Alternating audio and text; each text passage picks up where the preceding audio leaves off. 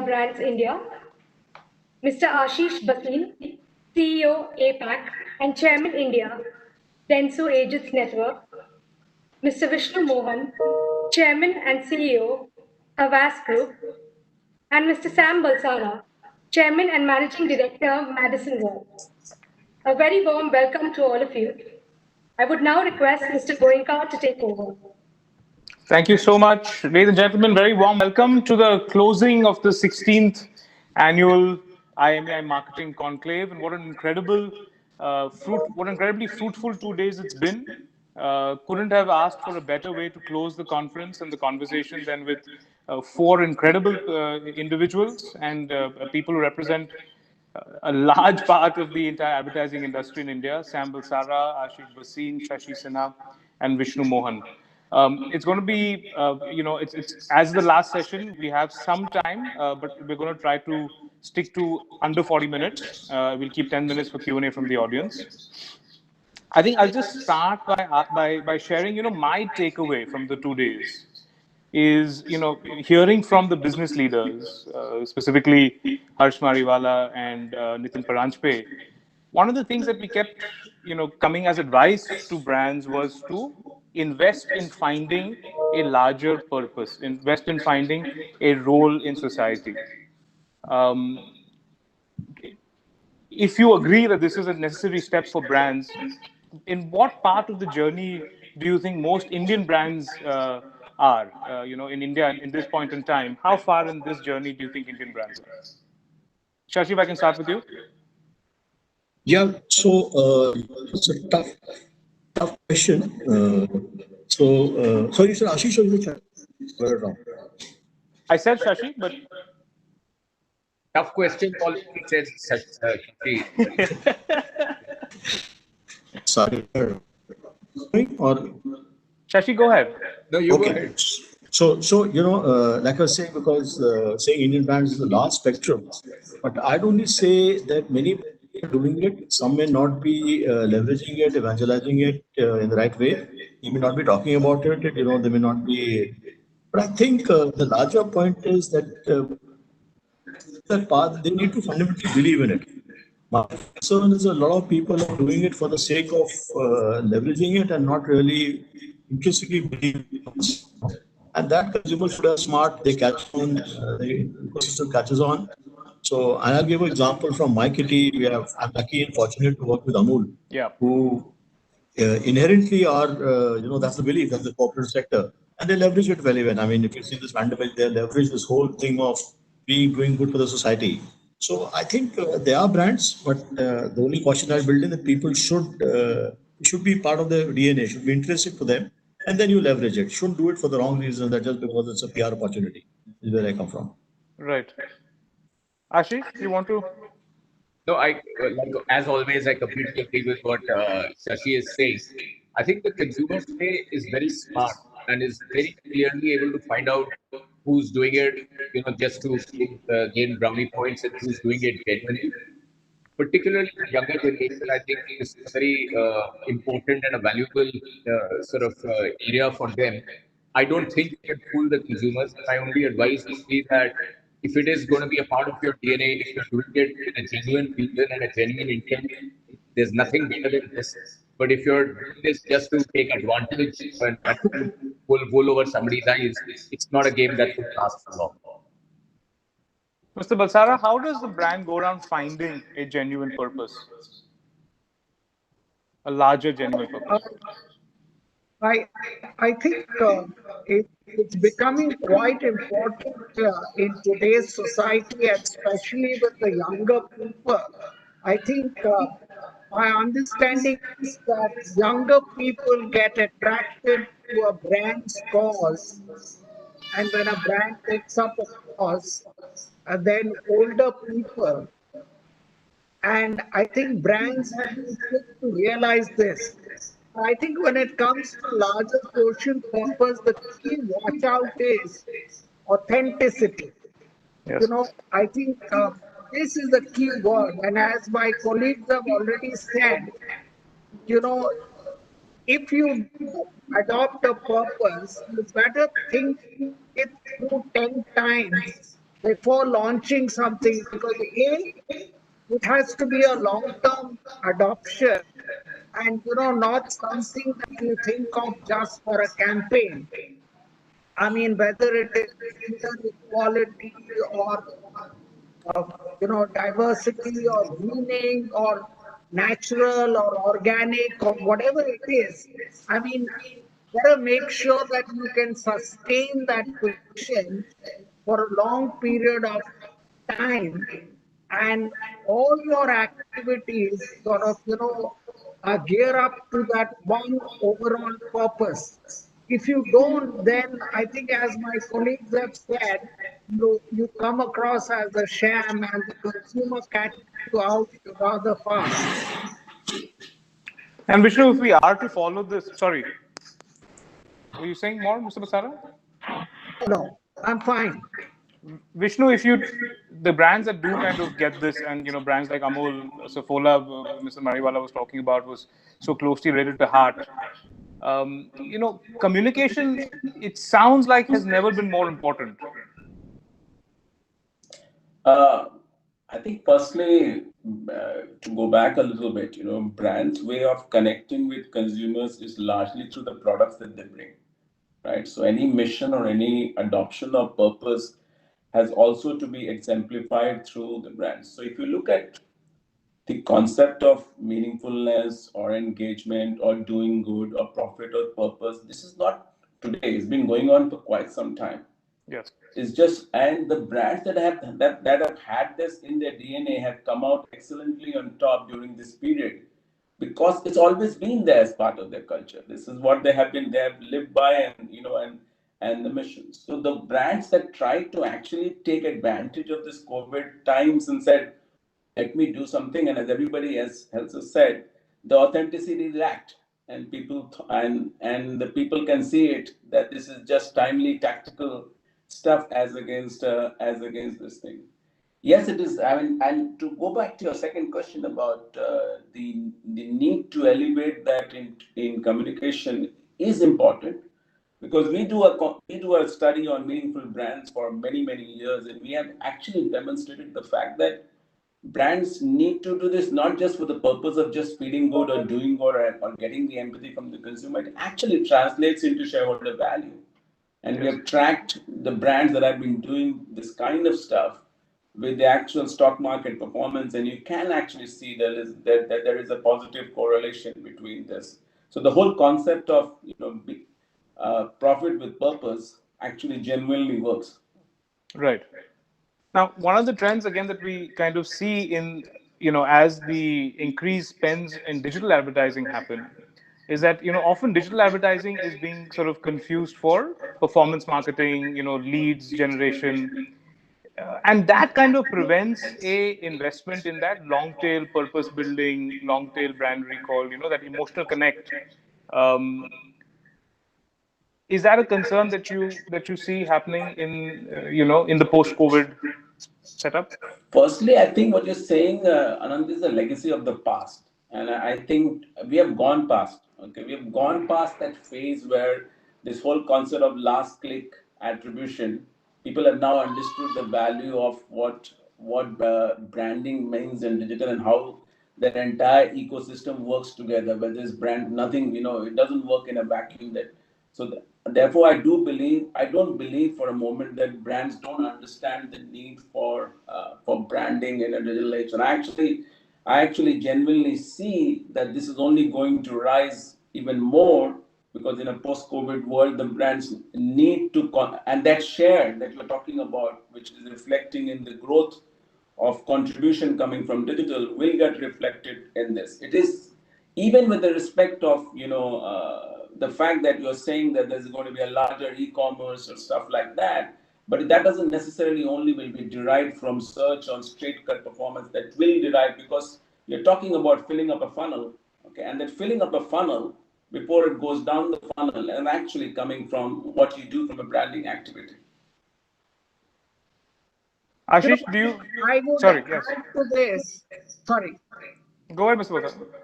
Yeah, I would add to this by saying that video today is already the largest segment within digital.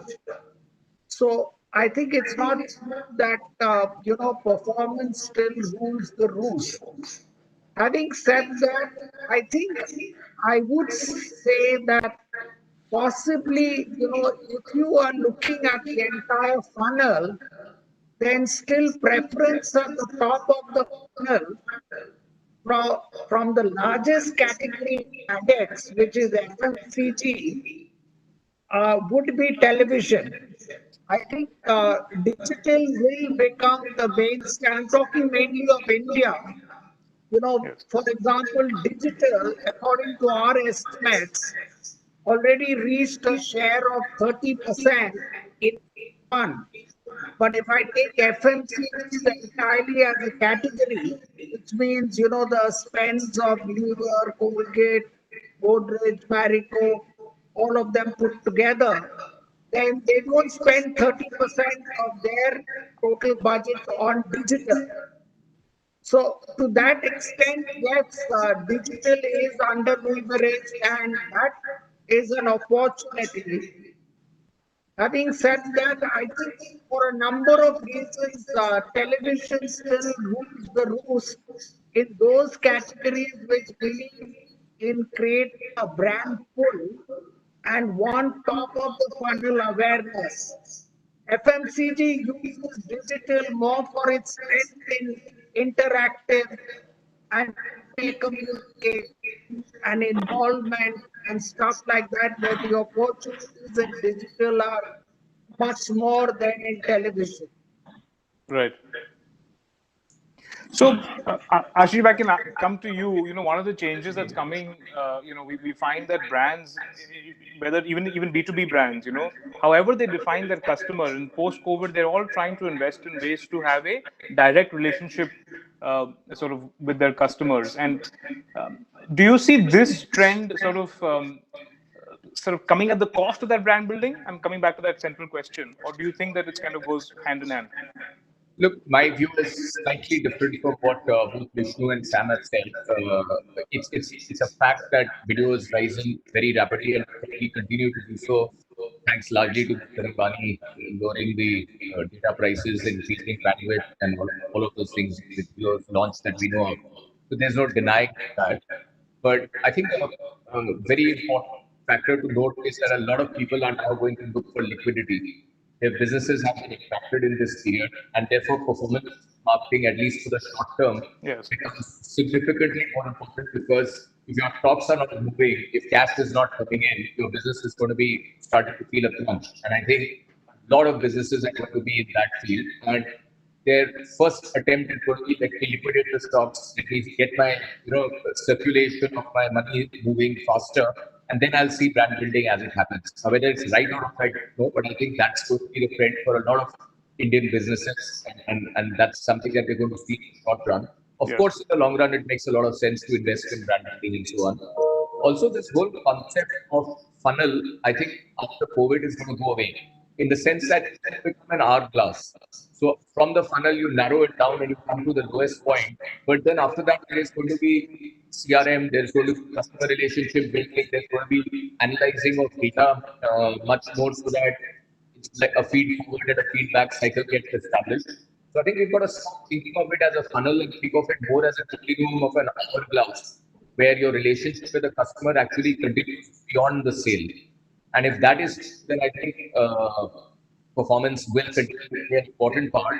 No doubt that digital will start becoming more important for FMCGs and so on, but I think that will happen probably in 18 to 24 months because FMCGs all look for numbers. That's how they are trained. They look for reach because their products are mass.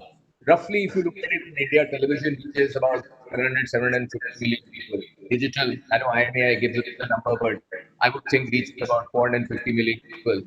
I think in about 18 to 24 months, there's going to be an intersection of the graphs of reach between digital's reach and television's reach, and they'll start coming very close to each other, or Yes. probably even crossover.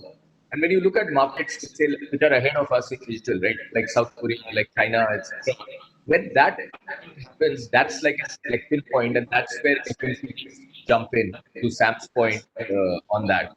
So we are probably 18 months, 24 months away from that point, but clearly that's the direction that we are heading in. But in the short and medium run, I think performance marketing will still continue to play quite an important role in India till the market stabilize. Yes. Shashi, so what impact does this have on the agency and the role that agencies play? If you agree with how Ashish sort of categorized it instead of a funnel into an hourglass, does that change a lot of how you guys operate? So before I answer that, different perspective. I mean, I like Ashish said, we agree with him, but at the same time, there's slightly different take. I will not make it a performance versus, display or brand building action. It's not that to me. And it's linked to your other question of direct to consumer. So, what's happening in COVID, you must understand India is, for brands in most categories, the brand penetration is compared to, loose purchase in a lot of categories is low. So, and what has happened in COVID time, people have are relying on brands which are well known important.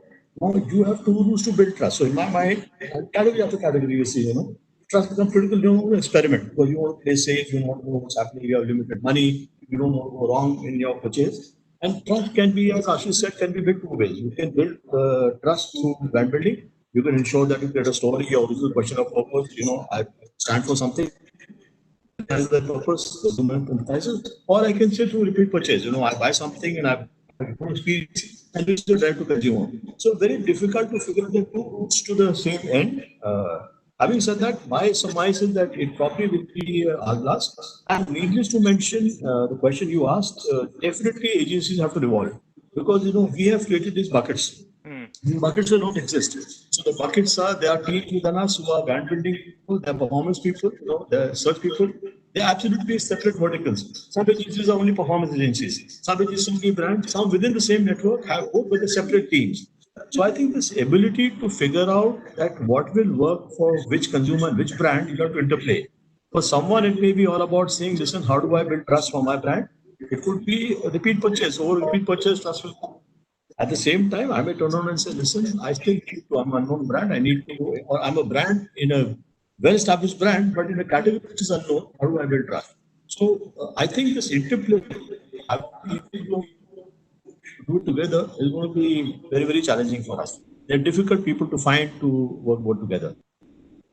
So, I mean, actually, if I can ask Ashish this, that, and this is out of curiosity, you keep hearing the number of acquisitions that companies like yours do, and you're picking up a performance company here, you're picking up a brand, like different skill sets you keep buying. Is that making it harder? Like, is that creating more buckets in the system, or how do you break these walls? Because it sounds like brands are wanting less walls between.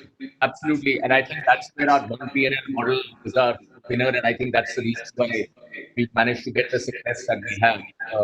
If you go back 5 to 10 years, agencies didn't have significant digital skills. All agencies, none of the agencies really had it, right? There are two way. I was a late entrant in the Indian market. People, Shashi's company and Sam and so on, have been there. Some for 80 years, 90 years. I was coming in late. So I had to build these capabilities. Now, one way of doing it is that I could have taken a long time build it, and perhaps I would have got there, but it would have taken a much longer time. The other way of doing it was that I identified that digital is going to be a fast growth area. Most of our competitors were less focused on it at that period, that point in time.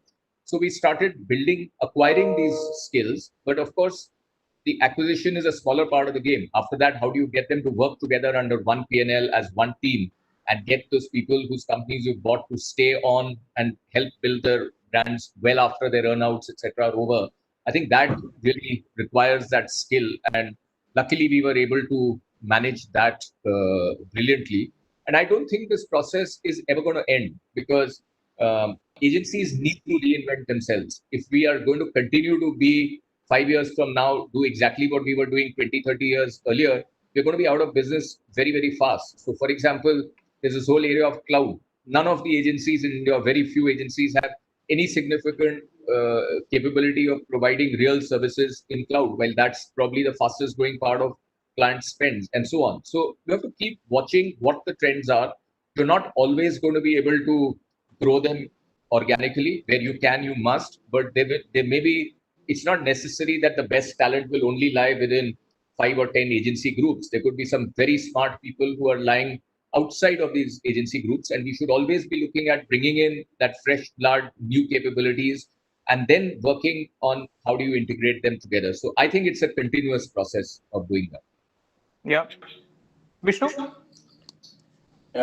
Yeah, on the same subject about acquisitions, yes, I mean, I totally echo what Ashish is saying that, yes, it's not about you have to do, you buy companies for, so clients need the holisticity, but also clients need capabilities, and it's impossible to have all the capabilities in house. So you have to get these companies in order to get the right capabilities, and then as Ashish says, and I totally echo the fact, the biggest challenge is about trying to integrate that back into what we call village, and what he said, one PNL. It's all, we're all talking about the same language. Yes. That is what is truly required, and the ability to make sure that they get integrated into and absorb and are able to assimilate your culture, the agency's culture, and continue to exist within that environment post their earnouts and buyouts and work towards Yes. for the common company goal. Yes. Yes. That's the challenge. That's No. what we all. But I guess what I wanted to ask you was the relevance. I mean, how does the agency stay relevant going forward? I mean, you see a lot of, everybody's kind of moving self-service. There's so much of tech that's kind of tech companies are sort of, and this is a question that's asked to media all the time. So I mean, what is the biggest thing that anybody has seen in COVID? I mean, the one word was that what has COVID done? I mean, COVID has done the acceleration of digital transformation, right? So what you're saying is the biggest yes, beneficiary is, so things that people were expecting to do 2 years from now, 24 months from now, 36 months from now, 12 months from now, they have started to do it now. The agency is no different. The agency is exactly the mirror of what companies are prepared to do, because agencies are enablers. Agencies are enablers or facilitators to these brands to execute what they need to do. Okay, so agencies have also to be fast track themselves. So what they were expecting in their plans to be able to do a bit later needs to be done now in terms of capabilities that become complementary with what the brands need, so as to be able to help them get to this digital acceleration or digital transformation that we need to do. And this is big, because many of the smaller, medium to smaller companies would actually physically get wiped out if they didn't assimilate or they didn't get onto this bandwagon fast enough. And this is what where I guess the one of the biggest roles that agencies can play is to be able to equip ourselves with those talents much quicker, either through acquisitions or through organically investing in those talents, and to be ready for it so that we can have, and which is what we are actually currently already doing. Mr. Balsara, you've seen everything. You haven't seen COVID, but you've seen everything. Um, is this that one big sort of moment, that black swan moment in a sense, where if the way you've always envisioned the agency is completely kind of getting pushed and redefined? So don't forget, I mean, the agency model that existed when I entered advertising was one agency. I mean, when Madison started in 1988, we were what was then called a full service agency. Yes. Then actually the popular term that came about later on after about a decade was unbundling or specialization. I think we have now taken it to a bit of an extreme, and therefore I think now everyone is trying to break down the walls and offer a integrated service. And in my view, this integrated service is becoming even more relevant to medium-sized to small clients. The way I interpret it is that, large clients want to deal with best-in-class services in each specialized fields, because they have the wherewithal to manage a lot more. But those with small budgets, especially in mid-size and smaller size, who are more either small in size or, entrepreneurial in their nature, to them having a one offering is very important. So, for example, after having started as one agency in 1988 and being like that till 95, from 95 till about recently, we, split ourselves into 11 different units, or rather many more units, but 11 specialized areas. And today, for the last 1 or 2 years, we are now trying to still maintain the, the technical expertise of the specialist unit, but we are trying to create a delivery bundle where it's delivered through one voice or through one person or through one spark. So, as far as the client is concerned, he's seeing one medicine, then at the back end, the medicine person may deal with various specialists to get that service delivered. So, to answer your question, yes, it's a completely evolving thing. And I think, just like how, slimline trousers gave way to bell bottoms to parallels, and then back came slimline. I think it's a bit like that to me. So I think it's a question of continuously evolving. I don't think it's one big event. I think with every new generation, I think new fads come up and we give them different titles, like how Ashish has from funnel to hourglass, and we'll come back to funnel, but essentially it's the same thing. It's communication, it's relating to people, it's trying to persuade someone and get him or her to reach his wallet. I think all those fundamentals, if we keep in mind, then I think we'll be fine, and agencies will continue to be in demand. I don't agree that the role of the agency is going to go away. We may not be called agencies in the future. I remember Ashish's former big boss, hearing him somewhere, I don't know, in Singapore or somewhere, and it has stayed in my mind. Who are you referring to for the audience? I forget his name. It was a Japanese gentleman who was, I think, even then much older to me than what I am now. And he said that one fundamental difference that made a difference to my company is when we began to see ourselves as a company and not an agency. I'm referring to a conversation, 20 years ago in Singapore or something like that. So Right. these are different mindsets, I think, that keep emerging. But fundamentally, we help companies, develop a relationship with consumers through something that we call advertising and its different avatars. And as long as we are good at doing that, and I think continuously over the years, we have become better and better at doing that. And we are also becoming better and better at offering more value for expecting less in return. I think we'll continue to have a good role to play. Shashi, do you ever get concerned about how there's so much of, there's so much of tech competition right now, and especially in the media buying space? Yeah. Does that bother you, and how do you, how does one think that through in your business? Concern attention is good because it keeps you on your toes. Obviously you're looking at new capabilities and new ways people will get in. So absolutely, I mean, there's no doubt. There's so much change happening. To keep pace with the change itself is critical. Having said that, I just want to add on Sam's point. See, there is something fundamentally which agencies bring to the table. Now, you may add capabilities, multiple, as Ashish and Vishnu have spoken about it.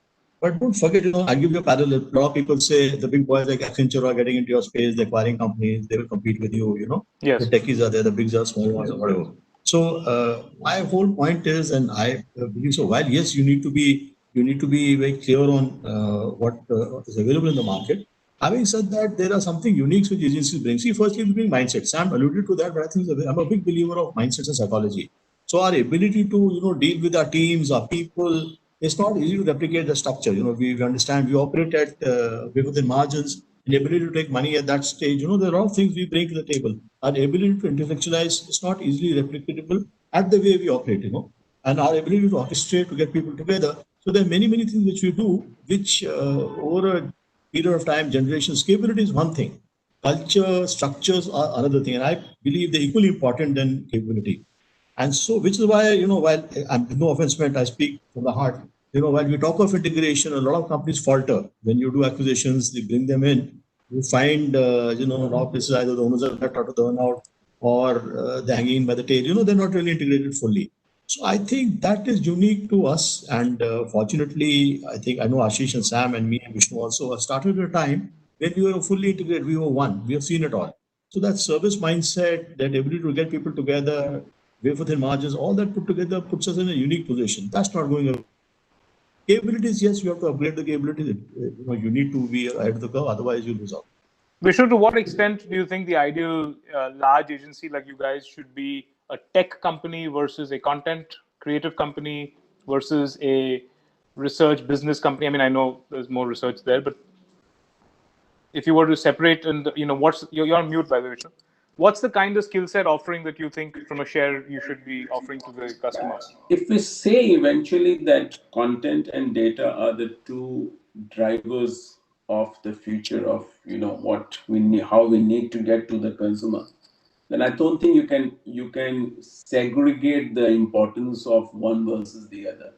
You got to be good and be able to deliver both. Okay, and so I cannot say that, look, you shouldn't be in this. You should have less importance to tech development and more importance to content, which is why we are heavily doing the whole concept of Havas. For example, we are now part of Vivendi, so content is obviously a huge play within the group itself. Okay, and that's primarily for the purpose of, because we do believe that the role that content is already started to play and will increasingly continue to play in getting the brands to the consumers through that medium is going to be there. So we have to be a content enabler company without doubt. Okay, so which also means, and I think it's good for the agency, because if you look at the agency business, the core of where we all started and stood for was creativity, right? That's Yes. what we do, and then nobody can take that away from us.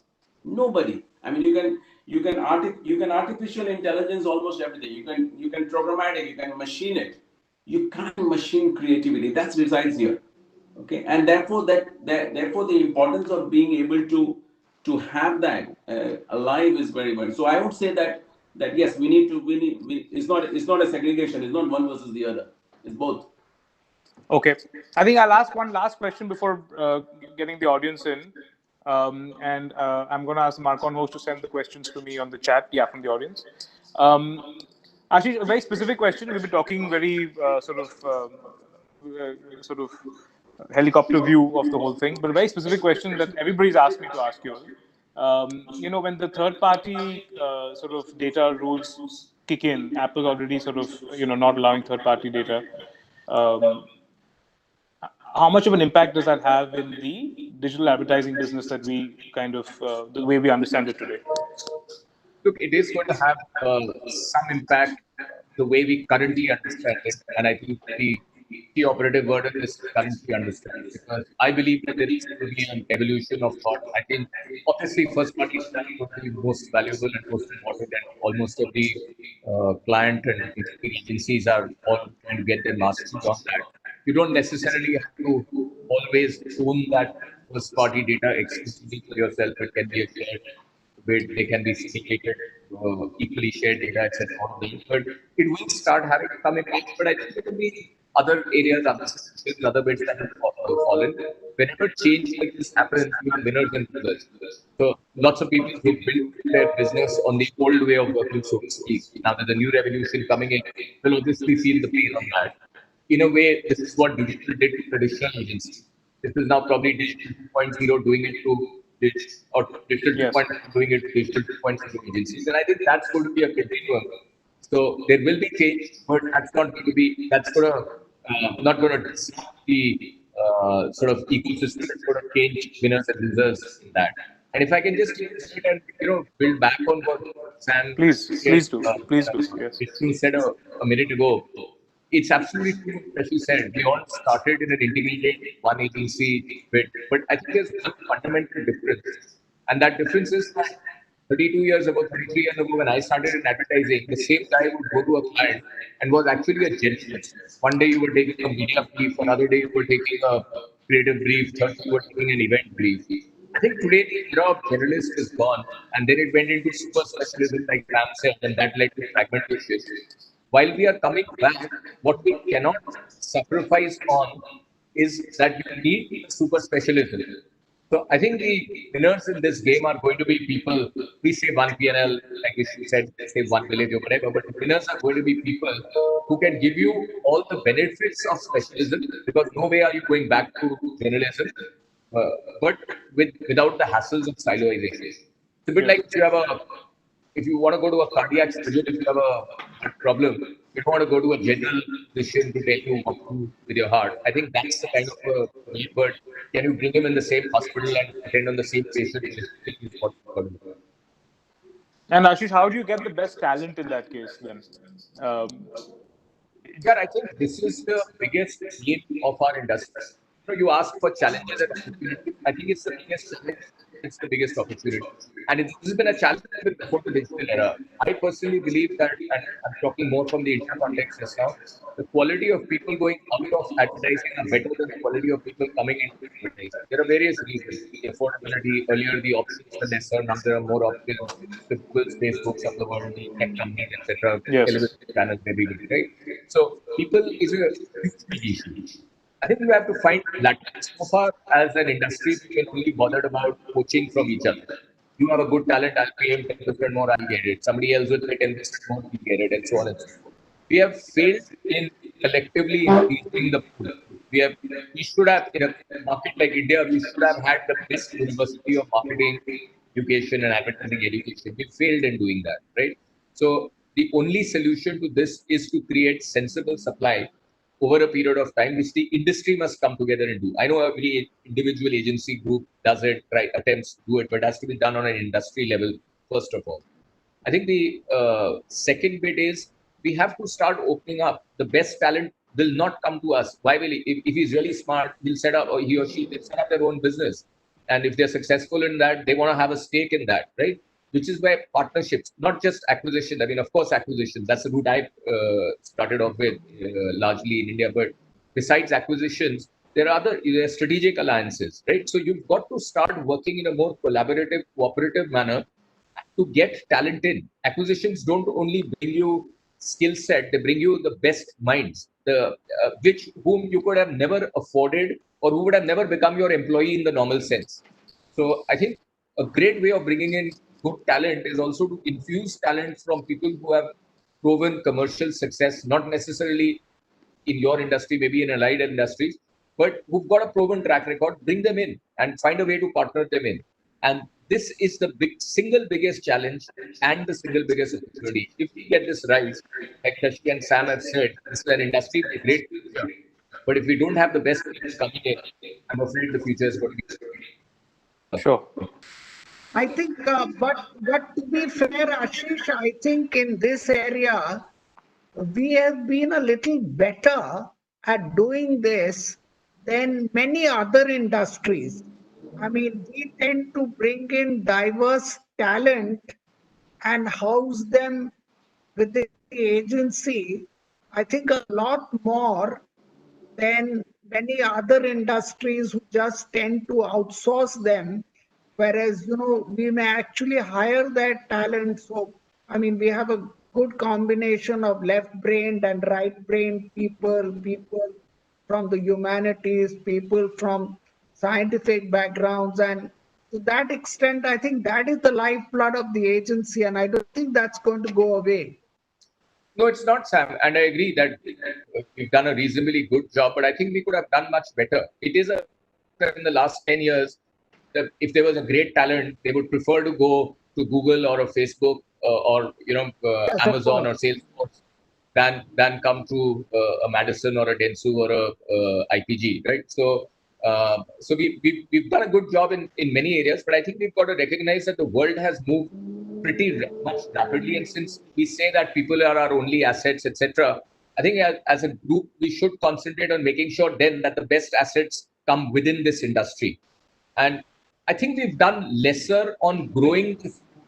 We've done more on sort of poaching from each other and then upgrading them, etc. Maybe we could have done more to have made this industry more attractive and grown this talent pool a lot more.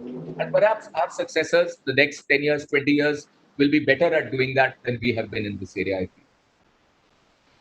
Okay, I'm going to break into some audience questions. So I think it's an interesting one where I don't know who's asked it, unfortunately. Is communication becoming more and more invasive, and where does one draw the line? And this was an interesting point that I think came out of Satyan's keynote this afternoon. That just the amount of data that we are asking for from digital advertising is just making the user experience so poor. It's actually showing now. So maybe I can ask Shashi, maybe if you want to take that. So yes, give you a simple answer. If you see the quality of stuff, content being put out by platforms, communication, the paid communication or advertising is probably far more enjoyable and far more positive.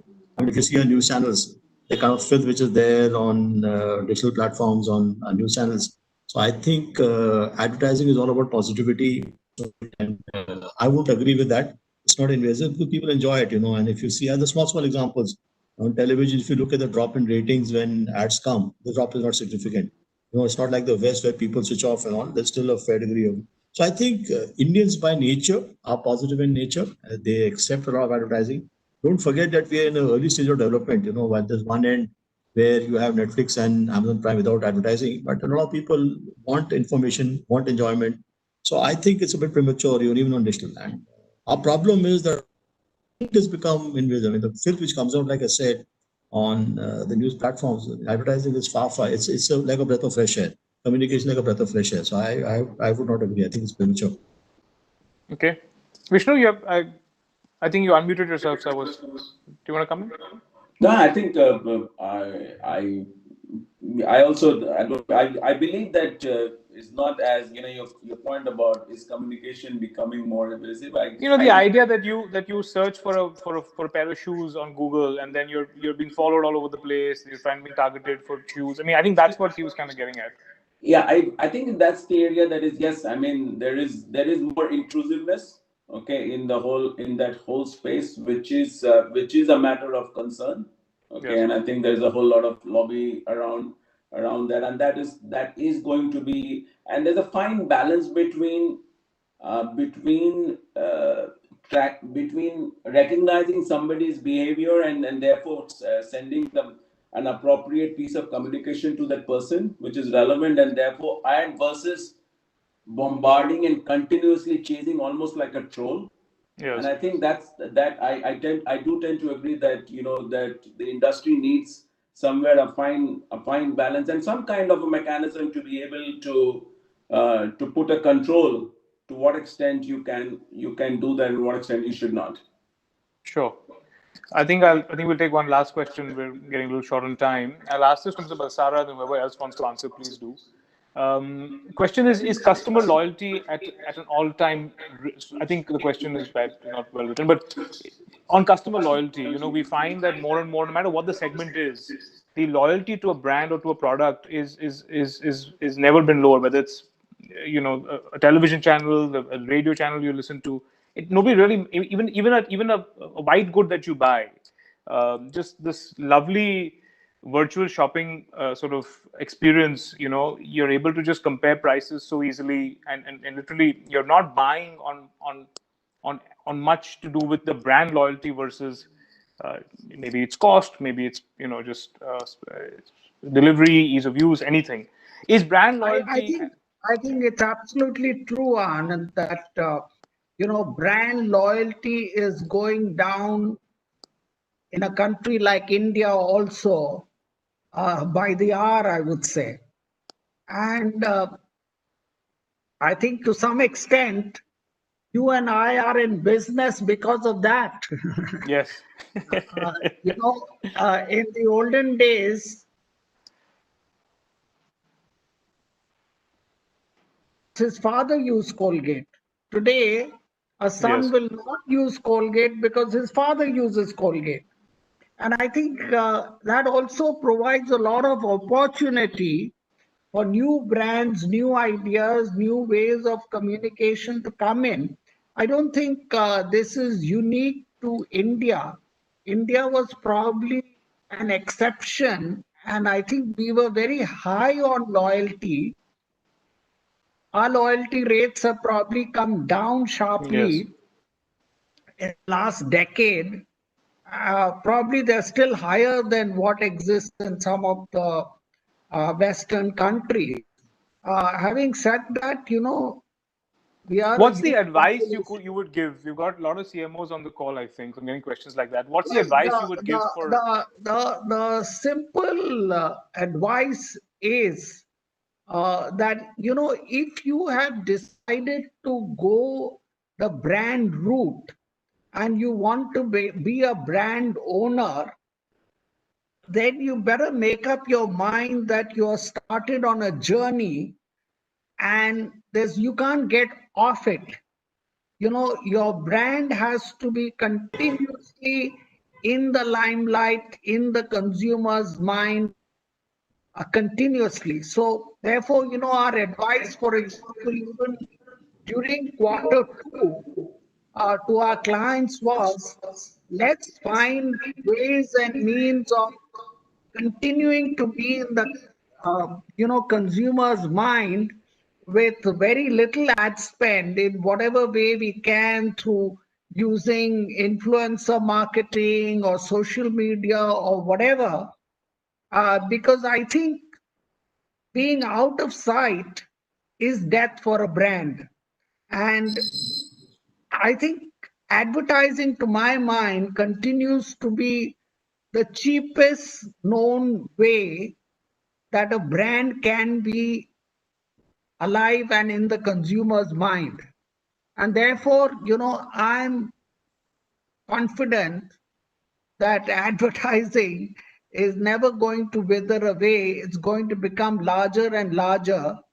We are still at only 0.34% or something like that of our GDP.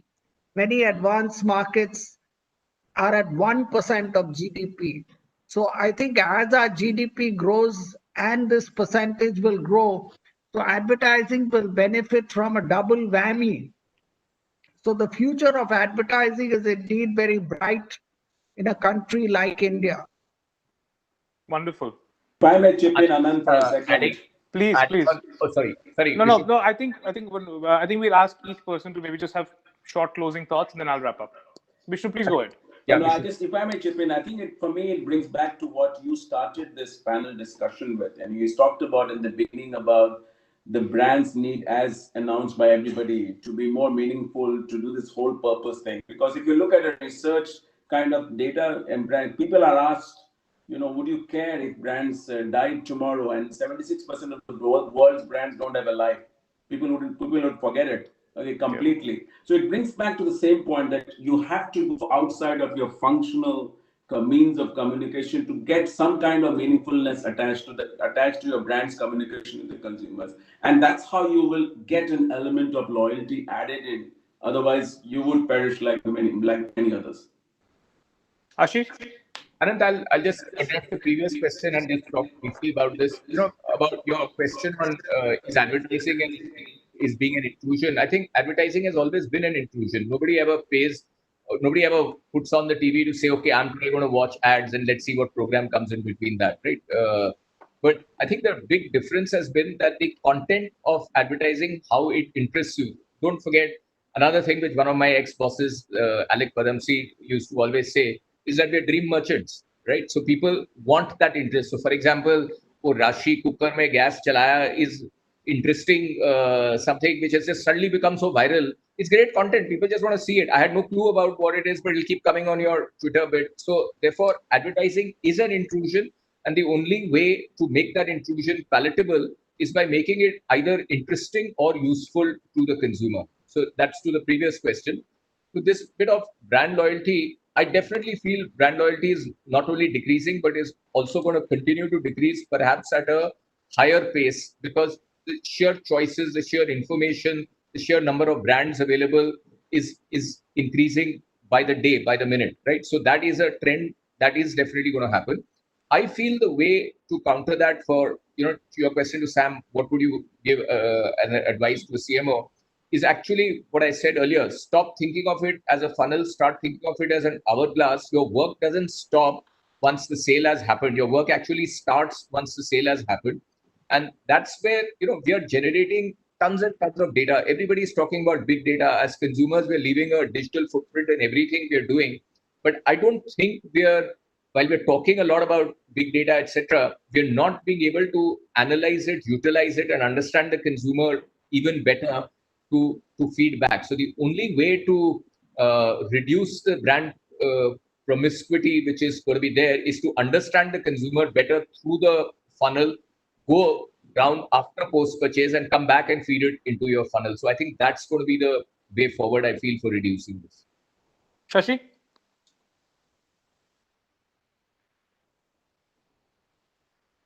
Shashi, can you hear us? Short closing thoughts?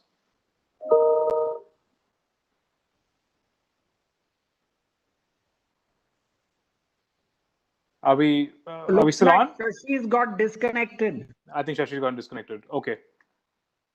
I mean, I can see him, but I don't think he can hear us. You can see him. I can't see him. Okay. Shashi, are you still there? I think we've kind of lost. Okay, that's too bad. I can see him. I think he's frozen. Okay, well, that's too bad. I think I'll just try to wrap up. We've got an audience that's kind of on live. So, no, I think this has been an incredible panel. I think the one thing that we're all kind of coming around to and agreeing to is the importance and the need for authenticity in voice and in communication. And I think that's something, if I can just add my 2 bits and share as a publisher, I think in my industry, we've seen that. We've seen the amount of audience need in this world, which we thought we're living in a post-truth world of commoditized content, etc., etc. I think through COVID, what we've seen is an incredible demand for domain expert content, for content from specialists, for genuine content, and all in an authentic voice. Brands like Indian Express have shown tremendous digital growth in the last 3 or 4 months, from both loyalty and audience. So I think that's a very welcome kind of a change that's happened. And Shashi, we have you back. We were trying to get you to do a short closing. I don't know if you can hear me. Sorry, I'm having some network problems. Can you hear me? Yes. Can I just invite you to do a short closing comment? Yes. Yeah. So I think this whole point which you raised on options, that's going to happen. I mean, as society evolves and as the economy develops, there will be many options. But I genuinely believe it's about creating, as Vishnu said, creating positions for ourselves and building trust around consumers. If consumers trust you, that's how brands grow. I mean, if you see in US, which is an evolved market, while there may be, but almost 30-40% share is taken by the top 3 brands. So I think we have to live in this dichotomy that there will be established brands, there will be trust if you build stories on them, and at the same time options will exist. And as Sam said, there's huge headroom for us, whatever, whether it's digital or whether search, but there's headroom. The India has not even seen, it's the tip of the iceberg. We have a long way to go. So we're in a good place. Our future generations will rake it in. Wonderful. Okay, wonderful. Thank you all so much for a lovely conversation. I just want to say a few quick thank yous to wrap up the conference. 2 days, we had 150 plus speakers. We had 4,971 registered users. We had, at one point, the largest number of live attendees was 3,052. live attendees on the conference. Um, and this is, I think, an incredible effort from the IMAI team. I had the privilege of chairing this committee along with a good friend of mine and the granddaddy of performance advertising in India, Vivek Bhargav, who I keep embarrassing with that introduction. So thank you to him. Thank you to our chief guest, Shri Prakash Javadekar, the INB minister. I must thank my friends who advised and got such great speakers also and helped us get a great show out. Aditya, Anita, Bharat, Manish, Prasad, Puneet Gupt, Puneet Singhvi, Rajan, and Tushar. And a very important thanks to the partners Z5, InfiBip, Flipkart, Jagran New Media, TeleSign, ShareChat, Blink, and Nielsen.